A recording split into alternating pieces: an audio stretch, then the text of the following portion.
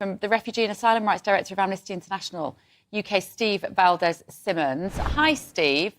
A few things that occur to us there as we're looking at these figures. I mean, we're literally getting these hot off the press, so we're writing them down. 44% increase in the backlog of cases for people who haven't been processed in a year. Some of them waiting more than 6 months, some of them waiting more than a year. Why? Why is that taking so long? Is it because of people like you making the system more complicated and slowing down? The single biggest reason, I've said this many times, over the last few years why the asylum backlog keeps going up is because ministers have instituted a policy of attempting simply not to determine people's claims. They have only this year gone to the extent of passing law that will into the future require them not to determine people's claims. And if you keep doing this, your backlog will get bigger. We have got to the extraordinary position where the French asylum system that has been and still receives many more people into it than does this country has a smaller backlog than this country has. Why? Because for tens of thousands of people, they are trapped in a system that refuses to process their claims. But it's not in the political interest, is it, Steve, for this British government, which said it would be tough on immigration, said many years ago it would get immigration down to tens of thousands, for them not to get to grips with this backlog and to get people either settled here or booted out if they're bogus claims? It's not in anyone's interest, unless you are in the business of making money out of the ever-growing business of accommodating people, or receiving money from the Home Office around border security, or perhaps you're in the business of exploiting the people who are left in limbo. No, I agree with you that it's not in the political interest of anyone at all. It's certainly not in the taxpayers' interest, and it's not in the interest of the people's caught in the system. But Amnesty warned government about this years ago, and we've kept warning them, and they have ignored this. And as we predicted, the backlog has continued year on year to grow. They could deal with one aspect of the backlog, Steve, by saying to people who are coming here from India, out. There's no conflict in India. There's no civil unrest in India. It's a relatively prosperous country which has just put a device on the south side of the moon for the first time. I'm intrigued why we are letting any of them in at all. Well, you mentioned two countries, I think, earlier, both India and Turkey, where you raised your eyebrows at that.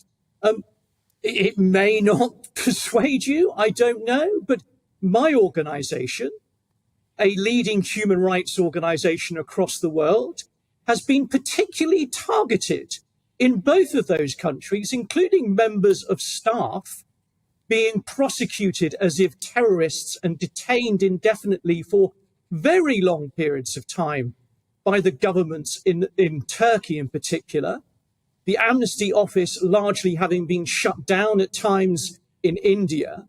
It shows you that there are profound human rights concerns and growing ones in both those countries.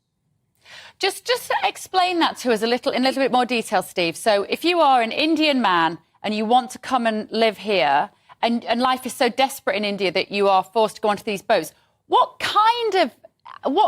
might you be in danger of from the Indian government? Under what sort of circumstances? Because that's nearly 1,000 Indian people, presumably a majority of them men. What is it that they are doing in India that is considered to be illegal or inappropriate by the government?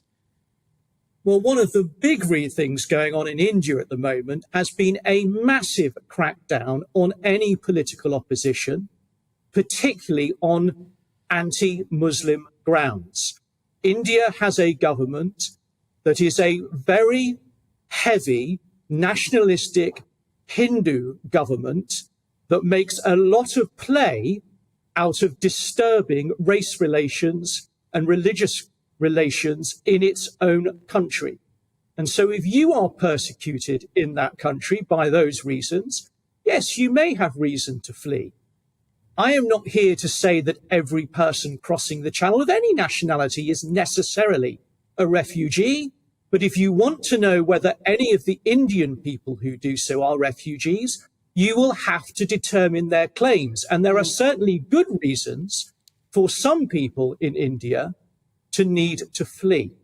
And Turkey, we think of Turkey as being a lovely country. Many people will have been there for their summer holidays this year. 867 people from Turkey, up 45%. What kind of situation might individuals find themselves in Turkey, which mean they want to come and live here? Well, again, you have a massive political crackdown in that country by the president. That has been going on for several years now, in some ways encouraged, I'm sad to say, by the European Union when the UK was a member, doing a not very clever deal with that country, all over trying to protect European countries from receiving particularly Syrian refugees. And that has licensed a huge increase in political repression in Turkey, to the point at which Amnesty International senior members of staff have been incarcerated in Turkey over recent years for long periods of time on trumped up charges. So Amnesty knows full well about the persecution that continues to happen and many people suffer from in that country. I just want to ask one quick question. TikTok video this week, young guy making it look like the holiday of a lifetime coming over here. I don't know whether you saw the video. We've got a picture of it here. How does this help the situation? We want people to stop taking that journey over the channel, and this makes it look like an appealing option. What are your responses to this, Steve? Well, I can understand why it causes people some anxiety and such like, but I'm sure it has absolutely no impact on the reason why people in northern France who either have strong connections in this country, including family, or cannot get into an asylum system that receives so many more people than does this country, and receive brutal treatment in northern France, will continue to attempt to make journeys to seek a place of safety here. That doesn't look like a place of safety. It looks like a place of luxury. That's the problem, isn't it? Well, I wouldn't want to be stuck, frankly, in a hotel room indefinitely in this country. No, perhaps I wouldn't take to TikTok, not that I know much about that, to be perfectly honest, to portray videos of myself, but it looks a pretty boring and depressing lifestyle, to be honest. And yes, maybe at the moment in time that he chose to make his video, he showed some happiness and whatever. Well, good luck to him. His asylum claim, if he's made one, it deserves to be treated with respect. And if he's entitled to asylum, he ought to be granted it and be able to get on with his life here. If not, then yes, steps can be taken to return him where he has come from. OK, thank you, Steve. Thanks. Good to talk to you. Steve Valdez Simmons there from Amnesty International.